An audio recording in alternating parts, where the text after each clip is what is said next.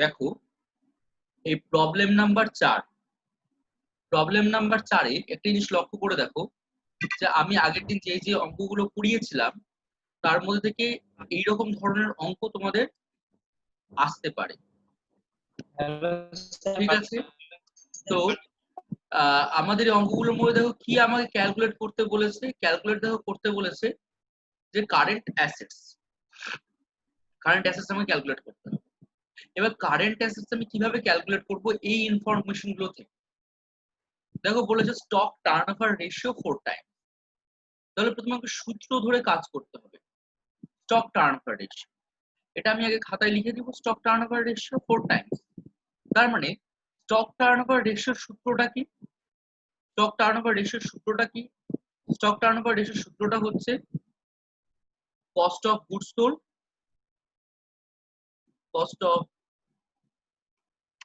Sold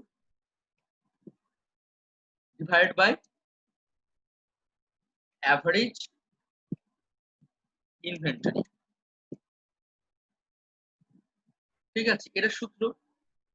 এবারে আমার stock turnover ratio সূত্র এটা। তাহলে স্টক টার্নওভার কত বলে দিয়েছে? 4 টাইমস বলে দিয়েছে। তাহলে স্টক টার্নওভার রেশিওর নিচে দেখো 4 টাইমস লিখে দিলাম, ইকুয়াল টু সূত্র এটাই থাকবে, cost of goods sold divide by average inventory. এবার দেখো আমাকে কি বের করতে হবে? আমাকে কারেন্ট অ্যাসেটস মানে কতটা যেতে হবে। তো সবার আগে আমাকে এই ইনফরমেশন গুলো থেকে আমাকে সবকিছু বের করতে হবে। দেখে নাও, এবার কস্ট অফ গুডস সোল্ড বের করব। তাহলে কস্ট অফ গুডস সোল্ড আমি কিভাবে বের করব? কস্ট অফ গুডস সোল্ড যখন বের করব, আমরা সাধারণত কস্ট অফ গুডস সোল্ড এর সূত্রটা কি জানি? আমরা কস্ট অফ গুডস সোল্ড এর সূত্রটা জানি হচ্ছে cost of goods sold equal to sales minus gross profit. Profit হচ্ছে কস্ট অফ গুডস সোল্ড। এবার দেখো অঙ্কে কস্ট অফ গুডস সোল্ড মানে আমার কস্ট অফ গুডস সোল্ড এ কোনো আমাকে ইনফরমেশন দিয়েছে? তো কস্ট অফ গুডস সোল্ড এ কোনো ইনফরমেশন দেয়নি। কি দিয়ে দিয়েছে? সেলস দিয়ে দিয়েছে। সেলস কত? সেলস দেখো এখানে 3 লাখ টাকা সেলস দিয়েছে। ঠিক আছে, তাহলে সেলস এর এখানে লিখবো 3 লাখ টাকা। এবারে গ্রস প্রফিট কি বলেছে? 20% of sales. Gross profit 20% of sales. তাহলে কস্ট অফ গুডস সোল্ড তাহলে কত হচ্ছে? কস্ট অফ গুডস সোল্ড তাহলে হচ্ছে 3 লাখ মাইনাস 20% অফ সেলস। তার মানে সেলস কত আছে? সেলস আছে 3 লাখ টাকা রুপিস। 3 লাখ টাকা আছে। ঠিক আছে, তো 3 লাখ টাকা হলো। তাহলে আমার তাহলে কস্ট অফ গুডস সোল্ড তাহলে কত বেরোলো?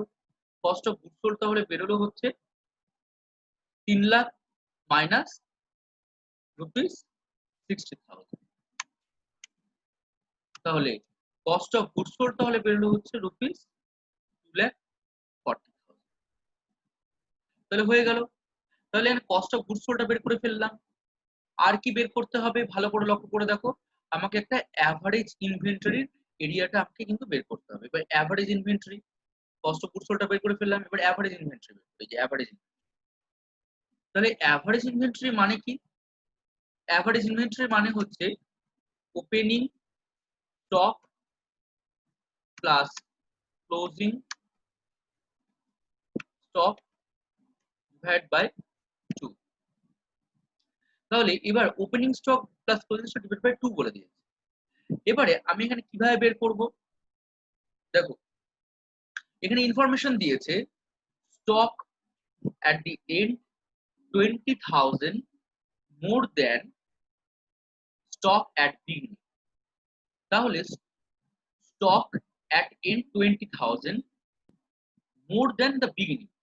তাহলে ওপেনিং স্টক যা হবে তাহলে অ্যাভারেজ ইনভেন্টরি কি হবে?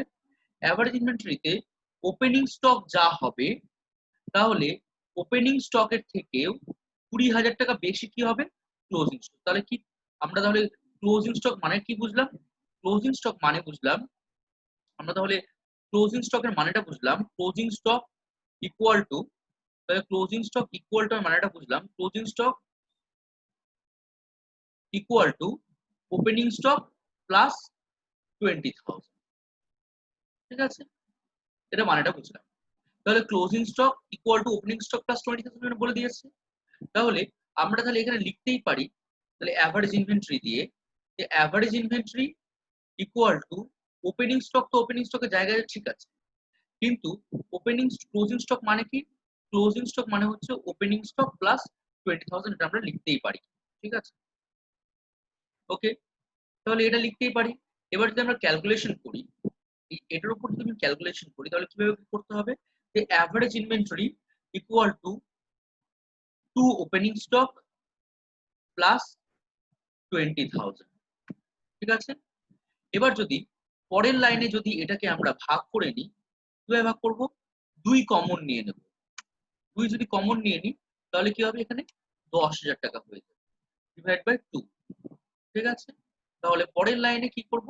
তাহলে অ্যাভারেজ ইনভেন্টরি মানে হচ্ছে যে 2 কেটে গেল, পড়ে থাকলো হচ্ছে ওপেনিং স্টক প্লাস 10,000। এটা হচ্ছে আমরা পেরিয়ে গেলাম। ঠিক আছে, তাহলে অ্যাভারেজ ইনভেন্টরিটা বেরিয়ে চলে আসলো। তাহলে এখানে আমরা খুব অনায়াসে কিন্তু লিখে দিতে পারি যে এই এই ওয়ার্ডটা আমরা লিখে দিতে পারি যে এই লাইনটার বেসে যে 4 Times equal to cost of goods sold কত বেরিয়েছে? দেখো 2,40,000 টাকা বেরিয়েছে। ঠিক আছে, তাহলে কস্ট অফ গুডস সোল্ড 2,40,000 টাকা বেরিয়েছে, ডিভাইড বাই, তাহলে অ্যাভারেজ ইনভেন্টরি কত বেরিয়েছে? ভালো করে লক্ষ্য করে দেখো, ওপেনিং স্টক প্লাস 10,000। ঠিক আছে, খুব আস্তে ধীরে বোঝাচ্ছি, একটু বোঝো। 10,000।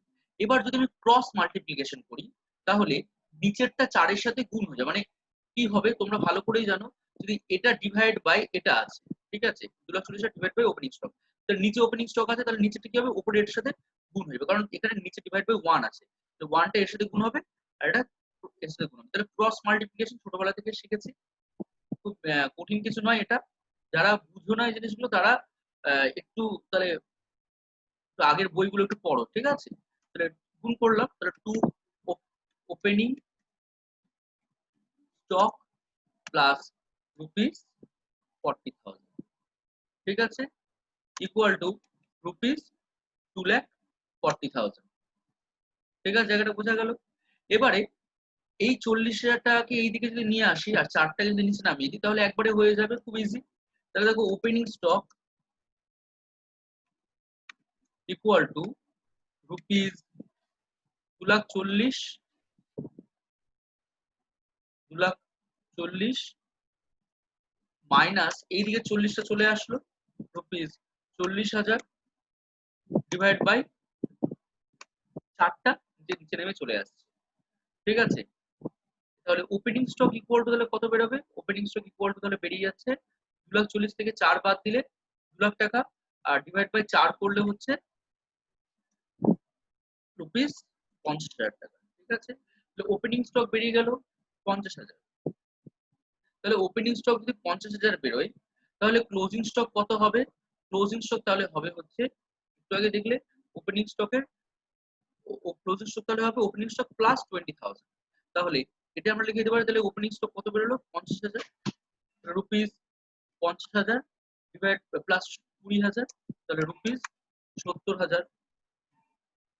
ঠিক আছে, তাহলে ক্লোজিং স্টকটা বেরিয়ে চলে আসলো, এখানে ওপেনিং স্টক বেরোলো, এখানে ক্লোজিং স্টক বেরিয়ে চলে আসলো। তাহলে কারেন্ট অ্যাসেটস এর কিন্তু আরেকটা পার্ট ক্লোজিং স্টক থাকে, সেটা বেরিয়ে চলে আসবে। তাহলে এইটুকুটা ইনফরমেশন কিন্তু আমার, এইটুকুটা ইনফরমেশন থেকে কিন্তু অনেক কিছু পেয়ে গেলাম। ঠিক আছে, এবারে আমাকে দেখো পরে দুটো ইনফরমেশন দিচ্ছে, কুইক রেশিও। ঠিক আছে, তাহলে কুইক রেশিওটা কি? কুইক রেশিওর সূত্রটা দেখো কি আছে, 1.75:1। ঠিক আছে, তাহলে কুইক রেশিওর সূত্রটা কি? কুইক রেশিওর সূত্র হচ্ছে যে quick assets divided by quick liability. Quick liability, এবার কুইক অ্যাসেটস মানে কত? কুইক অ্যাসেটস মানে, তাহলে কুইক রেশিও কুইক অ্যাসেটস মানে আমরা কি পুরো ভেঙে ভেঙে দেখো বলে দিচ্ছি। কুইক অ্যাসেটস মানে কি? কারেন্ট অ্যাসেটস থেকে closing stock minus prepaid expenses,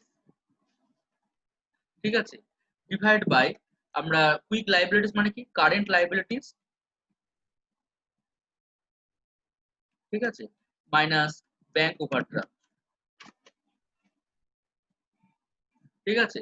তাহলে এটা সূত্র। এবার এই সূত্র যদি অ্যাপ্লাই করছি দেখো এখানে, তাহলে কারেন্ট অ্যাসেটস তাহলে কত বেরিয়েছে, কারেন্ট অ্যাসেটস আমরা জানি না, এটা আমাদের জানি না, কিন্তু ক্লোজিং স্টক আমরা পেয়ে গেছি একটু আগে 70,000 টাকা। আর ক্লোজিং স্টকের জায়গায় ক্লোজিং স্টক বসিয়ে দিলাম 70,000 টাকা। প্রিপেড এক্সপেন্স যখন কিছু বলা থাকবে না তাহলে ভ্যালুটাকে ধরবো 0, আর ব্যাংক ওভারড্রাফট যখন কোনো ইনফরমেশন দেওয়া থাকবে না 0 ধরবো, কারণ স্টক থাকবে, প্রিপেড এক্সপেন্স আর ব্যাংক ওভারড্রাফট কোম্পানির ক্ষেত্রে নাও থাকতে পারে। আর কারেন্ট লাইবিলিটিস এর ক্ষেত্রে দেখো 40,000 টাকা দেখো ইনফরমেশন দিয়ে দিয়েছে, দেখো 40,000 টাকা লিখে দিলাম, ঠিক আছে। তাহলে এবার ডিভাইড আছে, তারপরে ক্রস মাল্টিপ্লিকেশন আর কুইক রেশিও কত আছে এটা একটু বলতে ভুলে গেছি, 1.75:1। তাহলে এখানে 1.75:1 হবে, এখানে 1.75:1, ঠিক আছে, 1.75:1, ঠিক আছে। তাহলে is to 1 মানে কি ডিভাইড বাই 1, is to মানে কি ডিভাইড বাই 1। তাহলে ক্রস মাল্টিপ্লিকেশন, তাহলে 40,000 এটা ভাগ আছে, তাহলে এর সাথে গুণ হবে কি 1.75, আর নিচে একের সাথে গুণ হবে এইটা কারেন্ট অ্যাসেটস, ঠিক আছে, কারণ এটা ডিভাইড বাই 1 থাকবে আর এটা ডিভাইড বাই 40,000 থাকবে। তাহলে খাতায় এভাবে লিখবে 40,000 থাকবে, 40,000 সাথে এটা গুণ হবে আর একের সাথে এটা গুণ হবে। এগুলো তোমরা জানো সবটাই আশা করি, ঠিক আছে। তো এইবারে দেখো নিচের পয়েন্টে তাহলে কি করব, 40,000 মানে এই রুপিস 40,000 মাইনাস জিরোটা চলে যাবে হচ্ছে এটা 0.75 এটা বসলো, ঠিক আছে, ইকুয়াল টু 1 ইন্টু, এবার পুরো এটা বসবে, ঠিক আছে, এটা বসবে, তো বসলো, এটা ক্রস মাল্টিপ্লিকেশন হলো। এবার 40,000 ইন্টু 75%, তার মানে 40,000 ইন্টু 75% করলে হচ্ছে 30,000 টাকা, তাই তো? তাহলে 30,000 টাকা হয়, এটা 0, তাহলে এটাই বসাচ্ছি দেখো নিচে, নিচে বসলো এটা, তাহলে এখানে কত বসবে, তাহলে 30,000 টাকা বসবে গুণ করে, 30,000 বসলো, ঠিক আছে, এর সাথে গুণ চলে আসলো, এটা গুণ হয়ে গেল, ভিতরটা ঢুকে গেল, মাইনাস জিরোটা উঠিয়ে দিলাম, 1 ইন্টু কারেন্ট অ্যাসেটস, তাহলে 1 ইন্টু কারেন্ট অ্যাসেটস এটা 1, আর এটা 70,000 টাকায় বসবে, ঠিক আছে। তাহলে এবার এইদিকে ক্রস মাল্টিপ্লিকেশন করছি, কারেন্ট অ্যাসেটসটা ওইদিকে নিয়ে যাচ্ছি, তাহলে কারেন্ট অ্যাসেটস মানে কত অ্যান্সার বের হচ্ছে, কারেন্ট অ্যাসেটস মানে বের হচ্ছে ইকুয়াল টু দিয়ে এটা এদিকে নিয়ে গেলে বেরোবে হচ্ছে রুপিস 70,000 প্লাস রুপিস 30,000, ঠিক আছে, রুপিস 70,000 প্লাস রুপিস 30,000, তাহলে কত বেরোচ্ছে, কারেন্ট অ্যাসেটস হচ্ছে 1 লাখ টাকা বেরোলো, ঠিক আছে, কারেন্ট অ্যাসেটস 1 লাখ টাকা বেরোচ্ছে।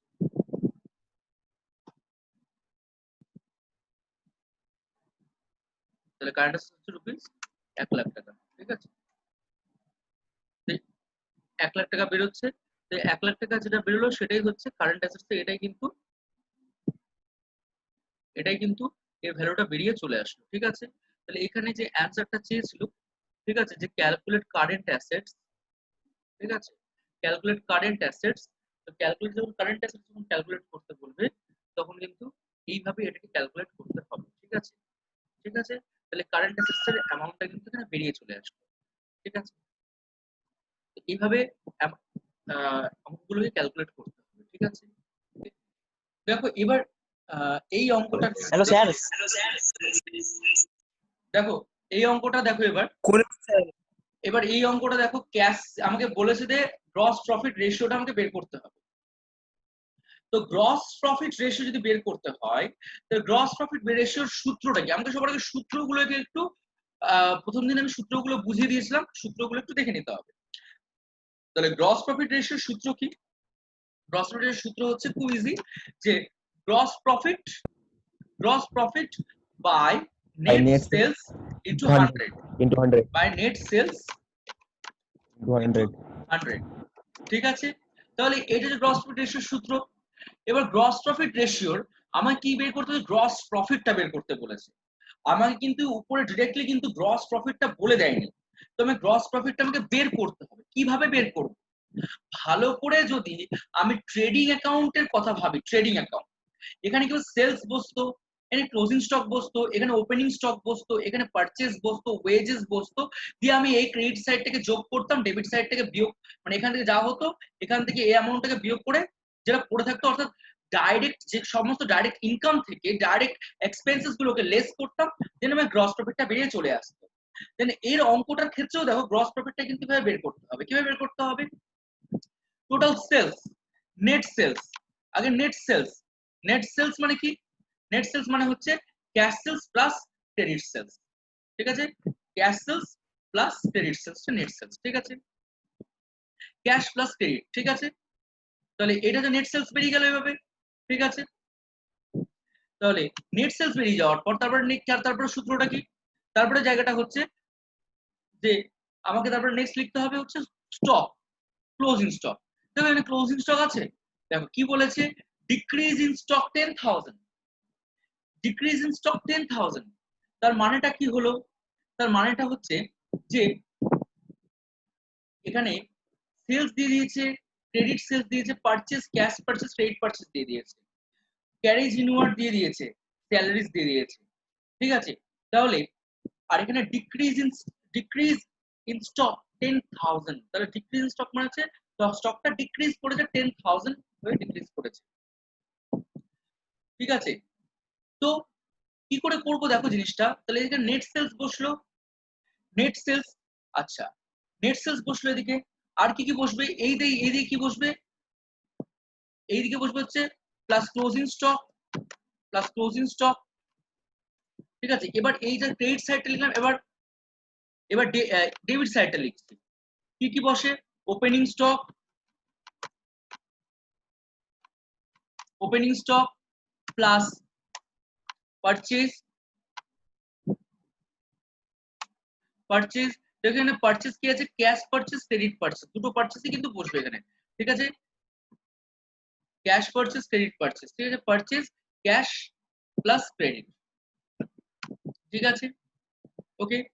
আচ্ছা এর ক্যাশ পারচেজ, ক্রেডিট পারচেজ বসলো, আর কি বসবে, ওপেনিং স্টক, সাবমিটিং স্টক বসলো, পারচেজ বসলো, আচ্ছা ক্যারেজ ইনওয়ার্ড বসবে, ট্রেডিং অ্যাকাউন্টে ক্যারেজ ইনওয়ার্ড থেকে ক্যারেজ ইনওয়ার্ড বসবে, আচ্ছা তাহলে ট্রেডিং অ্যাকাউন্ট থেকে আমি স্যালারিজ লিখি না, তাহলে স্যালারিজ বসবে না, রিটার্ন আউটওয়ার্ড বসবে না, কিন্তু ওয়েজেস বসবে, ঠিক আছে, ওয়েজেস বসবে, ওয়েজেস কত আছে, ওয়েজেস 5,000 আছে, সেটা পরে বলছি, ঠিক আছে, তাহলে ওয়েজেস বসবে, হলো। তাহলে এবার অঙ্কটা করি, দেখো তাহলে গ্রস প্রফিট, এটাকে গ্রস প্রফিট বেরিয়ে গেল, এবার অ্যামাউন্ট গুলো বসাই, দেখো গ্রস প্রফিট, এবার অ্যামাউন্ট গুলো দেখো, তাহলে নেট সেলস কত, নেট সেলস হচ্ছে total 1 lakh rupees, 1 lakh, closing stock আর ওপেনিং স্টক কি বলেছে, ডিক্রিজ ইন স্টক, তাহলে ডিক্রিজ ইন স্টক মানে হচ্ছে ধরো ওপেনিং স্টক কি হচ্ছে, যা ছিল ক্লোজিং স্টক ডিক্রিজ হয়েছে, ধরো ওপেনিং স্টক যদি আজকে 10,000 থাকে, তাহলে ক্লোজিং স্টক হয়ে যাবে 0, ঠিক আছে। তাহলে আমি ধরে নিচ্ছি ওপেনিং স্টক ছিল 0, দেন ক্লোজিং স্টক কত হচ্ছে -10,000, কস্টটা ডিক্রিজ হয়ে গেছে, ডিক্রিজ হলে 10,000, তাহলে রুপিস 10,000 মাইনাস রুপিস 10,000, ঠিক আছে। তাহলে ওপেনিং স্টক নিয়ে স্টকটা ডিক্রিজ হয়ে গেছে, যাই হোক ভ্যালুটা স্টকটা ডিক্রিজ হয়েছে। এবার প্লাস পারচেজ, পারচেজ কত আছে, পারচেজ দেখো আছে টোটাল মিলিয়ে হচ্ছে 75,000, তাহলে রুপিস 75,000, ওকে। আচ্ছা তারপরে ক্যারেজ ইনওয়ার্ড কত, রুপিস 2,000 আর ওয়েজেস 5,000, তাহলে রুপিস 2,000 আর ওয়েজেস হচ্ছে 5,000, দ্যাট ইজ রুপিস 5,000, তাহলে টোটাল যোগ বিয়োগ করে কত আসছে, টোটাল যোগ বিয়োগ করে আসছে 1,72,000. 1,73,000, 72. 1,72,000। আচ্ছা আমি একটা কথা বলি, ঠিক আছে, ওয়ার্ড স্যার হ্যাঁ দেখো একটু একটা জায়গা বলতে গন্ডগোল হয়েছিল, এগুলো একটু মাইনাস করতে হবে, এগুলো মাইনাস করতে হবে, এগুলো একটু মাইনাস করতে হবে, আমি প্লাস করে দিয়েছিলাম, একটু মাইনাস করতে হবে, ঠিক আছে? তাহলে 1,90,000 থেকে কত হচ্ছে 75,000, দ্যাট ইজ 15,000। তাহলে গ্রস প্রফিটটা কত হচ্ছে 8,000 হচ্ছে গ্রস প্রফিট। 8,000. 8,000 gross profit. তাহলে গ্রস প্রফিট 8,000, ঠিক আছে? তাহলে গ্রস প্রফিট 8,000 আর নেট সেলস কত? তাহলে gross profit ratio,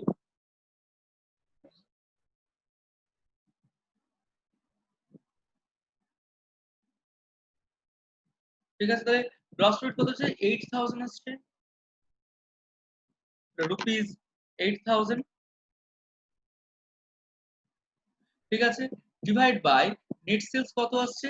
net sales একটু আগে বললাম 1 লাখ,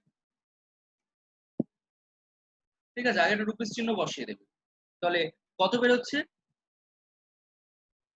তাহলে